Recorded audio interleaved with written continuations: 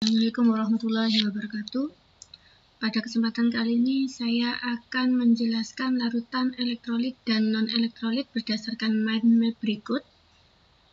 Yang pertama, kompetensi dasarnya yaitu kompetensi 3.8, menganalisis sifat larutan berdasarkan daya hantar listriknya. 4.8, membedakan daya hantar listrik berbagai larutan melalui perancangan dan pelaksanaan percobaan. Adapun indikator pencapaian kompetensi sesuai dengan kompetensi dasarnya yaitu yang pertama, menyimpulkan ciri-ciri hantaran arus listrik dalam berbagai larutan berdasarkan hasil pengamatan. 2. Mengelompokkan larutan ke dalam larutan elektrolit maupun non-elektrolit. Yang ketiga, menjelaskan penyebab larutan elektrolit menghantarkan arus listrik. Selanjutnya, menjelaskan bahwa elektrolit dapat berupa senyawa ion maupun senyawa kovalen. Sebelum kita bahas mengenai larutan elektrolit dan non-elektrolit lebih lanjut, maka kita harus tahu bahwa larutan merupakan campuran homogen yang terdiri dari zat larut dan pelarut. Pada umumnya menggunakan pelarut universal, yaitu pelarut air. Oke, berikutnya kita bahas mengenai uji daya hantar. Yang pertama, uji daya hantar larutan NaCl atau garam dapur.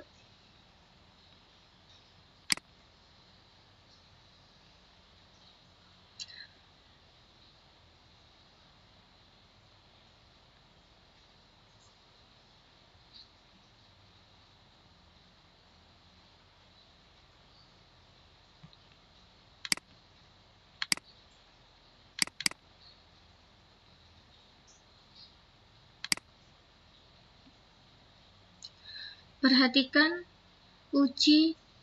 hasil uji daya hantar larutan garam dapur. Nampak bahwa pada ilustrasi ini dengan menggunakan serangkaian alat uji daya hantar, yaitu di sini menggunakan aki, bisa juga menggunakan baterai, yang penting sumber arus listrik dihubungkan dengan lampu, elektrode, dan larutan elektrolit yang diletakkan dalam suatu wadah. Nampak di sini bahwa ada banyak gelembung dan adanya ion baik positif maupun negatif. Artinya garam dapur ini dia terionisasi sempurna menghasilkan kation dan anion. Nah, adanya indikasi bahwa banyak gelembung dan banyak ion ditunjukkan dengan nyala lampu yang terang. Oke. Tidak dapat dikatakan bahwa garam dapur termasuk elektrolit kuat dengan daya hantar listrik yang kuat.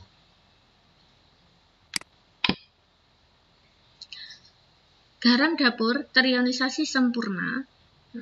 NaCl kita tahu adalah merupakan kategori senyawa ion. Jika senyawa ion dalam wujud padat dilarutkan dalam air, maka dia akan terdisosiasi sempurna menghasilkan Na+ aqueous dan Cl- aqueous. Nah, di mana prosesnya bisa dilihat dari ilustrasi gambar sebagai berikut. Di mana ion positif yaitu Na+ akan disolvasi oleh molekul air sebanyak 6. Begitu pula ion negatif atau anion yaitu Cl-, nah dia disolvasi oleh 6 molekul air sehingga bentuknya seperti ini dan dia transaksi sempurna. Akibat dari itu, maka garam dapur dapat digolongkan sebagai elektrolit kuat dengan daya hantar yang sangat baik.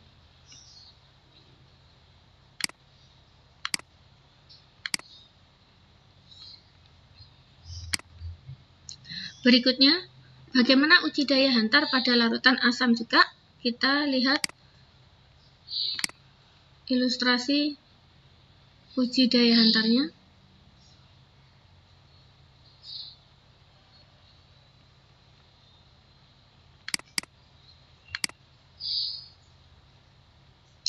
Jika kita bandingkan dengan larutan garam dapur yang sudah kita bahas tadi, maka sekarang kita perhatikan dengan seksama bagaimana pengamatan daya hantar pada larutan cuka. Larutan cuka merupakan larutan yang dikenal dengan larutan asam, istilah lainnya asam cuka atau asam asetat dengan rumus CH3COH. Bagaimana daya hantarnya kita lihat dari serangkaian alat uji coba ini. Nampak bahwa jika kita bandingkan dengan uji daya hantar pada larutan garam dapur yang sudah kita bahas tadi, maka nampak bahwa di sini yang terionisasi hanya sebagian. Sebagian tetap dalam bentuk molekul. Oke, hal ini dapat dilihat dari dihasilkan gelembung dengan jumlah yang relatif lebih sedikit dibandingkan pada percobaan uji daya hantar garam dapur. Selain itu, dapat dilihat bahwa di sini ada dua kemungkinan, nyala lampu redup ataupun tidak nyala, namun ada gelembung sedikit. Indikasi ini menunjukkan bahwa larutan cuka atau asam asetat dengan formula larutan CH3COH dia terionisasi sebagian. Nah, kita tahu CH3COH merupakan senyawa kovalen polar, sehingga dia dalam larutannya terionisasi sebagian menghasilkan CH3CO- dan H+. Karena terionisasi sebagian, berarti ion yang dihasilkan sedikit. Adanya ion yang sedikit itu menyebabkan daya hantar yang lemah. Daya hantar lemah ditunjukkan dari sedikitnya gelembung dan nyala yang redup ataupun malah tidak menyalakan lampu. Sehingga larutan cuka merupakan kategori elektrolit lemah. Berikutnya kita lihat pada larutan gula.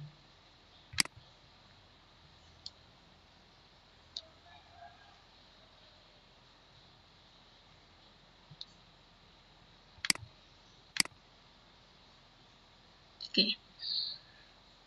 Pada larutan gula, pada uji daya hantar larutan gula, nampak bahwa seluruh molekul gula tetap berada dalam bentuk molekulnya. Artinya, molekul gula dalam pelarut air dia tidak terionisasi.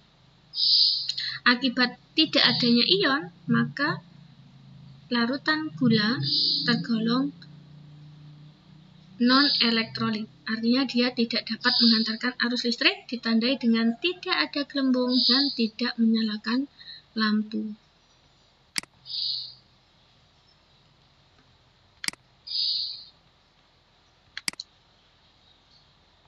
Oke, berdasarkan ilustrasi uji daya hantar, maka kita bisa melihat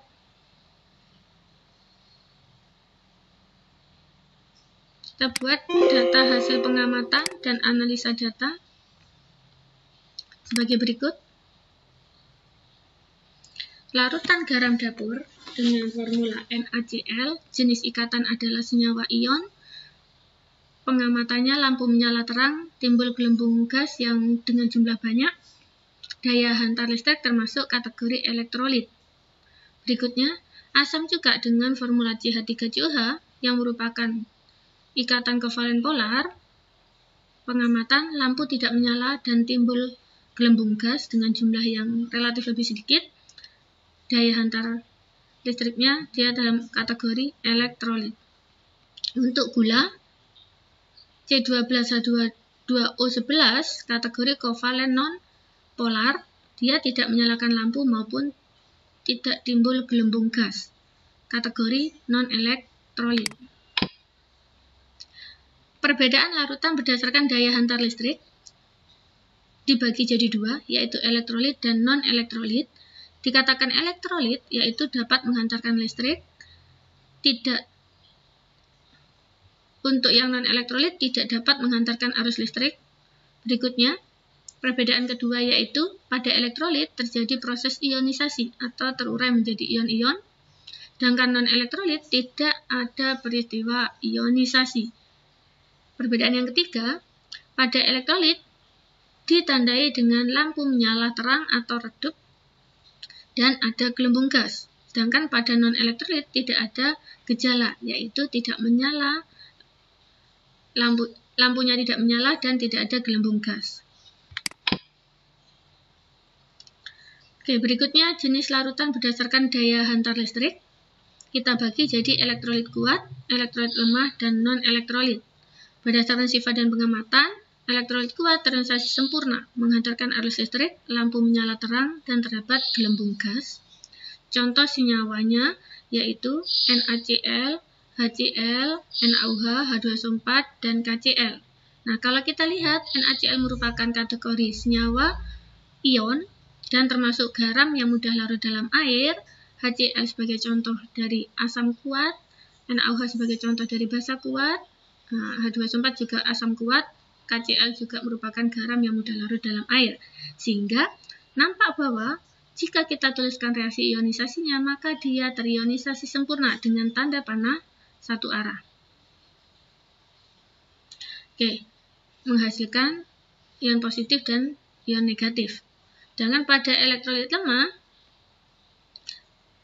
terionisasi sebagian, menghantarkan arus listrik lemah, lampu menyala redup, dan terdapat gelembung gas. Contoh, asam lemah yaitu CH3COH, basa lemah yaitu NH4OH. Nah, contoh lain adalah HCN sebagai asam lemah, AlOH3 sebagai basa lemah. Untuk reaksi ionisasinya, ini seharusnya tanda panah bolak-balik, yang menyatakan bahwa CH3COH, HCN, AlOH3 terionisasi sebagian. Berikutnya, larutan non-elektrolit tidak terionisasi, tidak menghantarkan arus listrik, tidak menyalakan lampu, dan tidak terdapat gelembung gas. Contoh senyawa, di sini ada C6H12O6, glukosa, C12H22O11, sukrosa, CONH2 2 kali urea, dan C2H5OH etanol. Nah, karena dia tidak terionisasi, maka dia tidak dapat dituliskan reaksi ionisasinya, artinya dia tetap dalam bentuk molekul.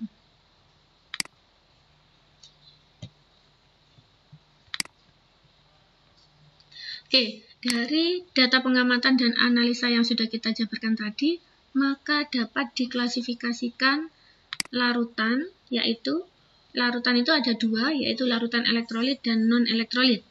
Untuk larutan elektrolit bisa dibagi dua, yaitu larutan elektrolit kuat dan elektrolit lemah. Seperti pada uji daya hantar larutan NaCl, kita sudah dapat mengetahui bahwa elektrolit kuat ditandai dengan beberapa gejala. Nah, sekarang kita bagi dua untuk larutan elektrolit kuat itu, yaitu berdasarkan daya hantarnya. Ada yang menghantarkan listrik dengan sangat baik, sebagai contoh tadi NaCl KiCaBa2 itu merupakan garam yang mudah larut dalam air dan dia kategori senyawa ion. Jadi senyawa ion jika dilarutkan dalam air dan dia mudah larut dalam air, maka 100% akan terionisasi sempurna. Dengan terionisasi sempurna, maka dia kategorinya adalah elektrolit kuat dengan daya hantar yang sangat baik. Berikutnya, larutan elektrolit kuat dengan daya hantar yang sangat baik, yang kedua yaitu asam kuat yang merupakan senyawa kovalen polar. Contohnya di sini ada 6 asam kuat, yaitu asam klorida, asam bromida, asam iodida, asam nitrat, asam sulfat, dan asam perklorat. Jadi asam selain 6 asam ini tergolong asam lemah. Berikutnya, yang tergolong elektrolit kuat dengan daya hantar yang sangat baik, yang ketiga yaitu kategori basa kuat. Nah, basa kuat itu tergolong senyawa ion. Nah, kenapa senyawa ion? Karena dalam air dia terionisasi sempurna menghasilkan ion positif dan ion negatif, atau kation dan anion. Contoh umumnya adalah yang tergolong basa kuat, kation dari golongan 1A dari Li, Na, K, Rb hingga Cs. Oke, kation golongan 1A dengan ion hidroksida menghasilkan basa kuat. Berikutnya, kation golongan 2A dimulai dari Ca, Sr, Ba tergolong basa kuat. Oke, selanjutnya larutan elektrolit kuat yang kedua dengan daya hantar lemah. Artinya kalau elektrolit kuat maka dia terionisasi sempurna, ditandai dengan derajat ionisasi atau alfa sama dengan 1.